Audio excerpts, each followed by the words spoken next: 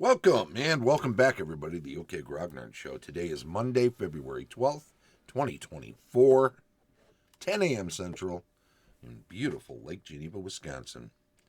Today I'm going to talk a little bit about how I believe Game Begets Story. That is a new phrase for me. I've often said when asked, in fact, I was recently asked, somebody said, when they were talking about the anniversary game on the 27th of January, 50th anniversary, that we got to play with Ernie Gygax running the game, DMing through a first edition game. And somebody said, well, what was your mission? What was the story? I said, we were exploring. What do you mean exploring? Well, we were just wandering around looking for stuff and things to do. We were an adventuring party, and we were not looking for something specific. We were in a setting location where we knew there was a underground complex below a somewhat ruined castle, and we were there nosing around trying to find stuff. We didn't I don't think we found anything that somebody would scream that should be in a museum. But it wasn't an officially licensed archaeological dig. But it was a journey of exploration, and we liked it. So that's pretty much how, for me, in 1974, when I first learned of Dungeons and Dragons and we first played it, I've told this story before, how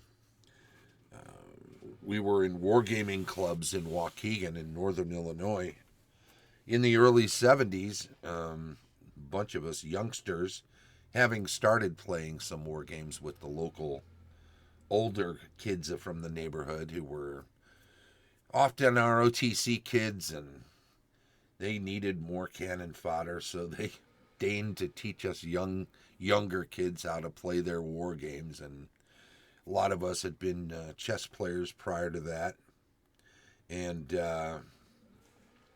eventually we decided war games were great, and we found out about some local game clubs at like the rec center. Most of it was populated by guys from Great Lakes Naval Training Center, and to some degree Fort Sheridan, which was, I think, near Lake Forest, a little further south.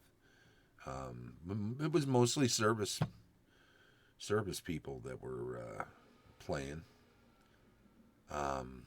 in these clubs, and we escalated to going there. And a lot of them played war games up in Lake Geneva when they could. They would head up, in the late 60s and the early 70s. They were heading up for those early Gen Con events and playing war games against Gary and his crew up in Lake Geneva. So when they heard about, when they found out about Dungeons and Dragons, when that was first published, they brought it back with them to our clubs, and that's how we glommed onto it. And we were young and impressionable, but a lot of people, a lot of wargamers thought of it as an offshoot of wargaming at that time, and they were playing it, and we started playing it, and we were having a lot of fun with it. It became part of the regular gaming rotation. And all of that is background, so as to say that in those early days, someone would create a setting, a location, usually by the book was, put a small town somewhere, put a dungeon nearby or some ruins, something where adventurers can go and explore. And you'd roll up characters, and invariably they would die, and you'd roll up more, and run off to the next adventure, and you'd keep going and exploring all these crazy things that whoever had the most time to DM would put into a dungeon. I remember my buddy Jerry, who created a dungeon for us called, which he called Tantalus, which, you know, what a natural thing. It's part of why I call the underworld in my own setting, which I started DMing as well in 74. The underworld in my own setting I call Tartarus, is much a nod to Greek mythology as to my buddy Jerry having named his first dungeon Tantalus. And we had a blast. You would just go and explore and try to survive and get back to town with your ill-gotten gains and buy more supplies and heal up and rest up and head back out again. And if we could get more players so we had more characters, because we all just played one character in those days. I know a lot of people had stables of characters. In those early days, ours just didn't live that long to be part of a stable. We would play until they were gone, and then we'd create a new one and go back at it. And it was pretty crazy. It was a lot of fun, but it was just exploring.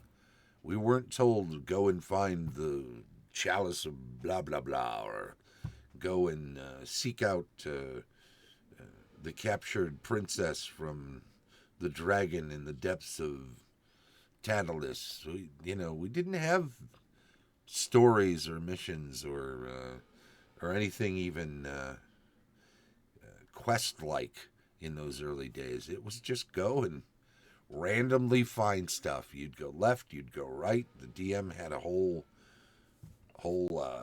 creation there for you to just poke around in, and some things that warranted would have some treasure. Sometimes treasure would just be laying around, but watch out, it might be trapped. Contact poison was always nasty. And you'd find what you could. So the question came up on social media recently, what were you doing with Ernie DMing? And I said exploring. And I'm like, what? I don't get it. And I trotted out a phrase I've used for quite a long time, which is, no story. I said, well, story is a byproduct of gameplay. You play the game, and whatever happened, whether it was your characters all meeting an untimely end, or whether you managed to vanquish some foe and gather up their treasure and head triumphantly back to town, whatever happened during gameplay becomes the story. And that's the way I've tried to run my games. So I'm sorry. Well, the counter was, they're in a setting, and there are people there who they talk to, so they're obviously following. You are creating the story for them to follow. Well, no, you're not. And really, to use more modern terminology, it's a matter of agency. And you have to understand that for a certain level of exploration gameplay, players that join the game are exercising their agency. They know you have a setting, perhaps, based loosely on medieval Western Europe, and with magic sprinkled in. And they know all this because you say, we're playing first edition D&D in a sort of traditional setting. And they're like, okay, yeah, that's a game I'd like to join. So they're already exercising their agency by joining the game. And, well, if they join my Lord of the Rings game where they have to get the ring to Mount Doom, aren't they exercising their agency to join that? Well, yes and no. I've got another video. If you look for it, it describes the continuum on which one finds sandbox at one end and a railroad at the other. And these are extremes. No game exists completely at one end, sandbox, where you can absolutely do anything, because at some point, just sharing the English language for me with my players creates some expectations such that I'm a little off the edge of the sandbox. I'm not going to start speaking French. I can't speak French. So when I run my games, you won't find me speaking French. And I try not to do the really bad French accent because that's offensive to French people. I think. I don't know. I've never done one for a French person. I should talk to Benny. Anyway, because there are some limitations on what I can bring into a game, it's not a pure, if you will, pure sandbox. On the other hand, if I'm running the Lord of the Rings game, so to speak, and I've actually glommed all of my plot points from the Lord of the Rings novels, then am I railroading them? Well, I'm closer to that than I am to sandbox for sure, because there's a lot of expectations about what's going to happen during the games. I'm only allowing the players to make halflings and wizards and no paladins. Well, maybe something that's kind of like a paladin, but or a fallen paladin. Maybe that's a character class for Sean Bean to die in. And I am, after all, creating a lot of expectations. There is a lot of funneling toward a particular story. So it's further over that way. But as soon as I roll the dice, as soon as I allow any player to contribute, then it becomes a shared story. So at that point, it's not a complete railroad by the DM. It comes off that edge of the continuum. And every game that's ever run falls somewhere in between. But absolutely, you can give your players lots of freedom and lots of agency to create within the setting, either through their character, or there are some games where the characters help create the setting. And certainly, there are times within even games like mine, which are generally not players rather, through their characters creating the setting. If they say something intriguing, hey, I'm looking for a bucket, and I'm in the town square, and I think there's a well nearby, so I'm going to check over there. Of course, there's wells in town. Now, I might not have put it on the map, but it certainly makes sense. And is there going to be a bucket nearby? I'll roll the dice, give it a percentage chance. I didn't create that myself. It's something that the player threw into the game, and because it made sense, I allowed a chance for it, and there you go. Do I even need to roll the dice? Some would say, let them find the bucket. Don't even roll the dice. If they want a bucket, it furthers their ends. They're getting into the game. Let it go. But as soon as I don't roll the dice, I edge a little bit further away from sandbox and more toward foregone conclusionville over here at the other end of the continuum. So there is my explanation for why we just enjoy exploring. There you go. That's and this is a new phrase I came up with, right? Game Begets Story. I think that's probably a little less onerous to people who don't enjoy my long used phrase of story is a byproduct of gameplay. I think it's still apropos. I never meant it to be offensive. It's just the progression of it. So there you go.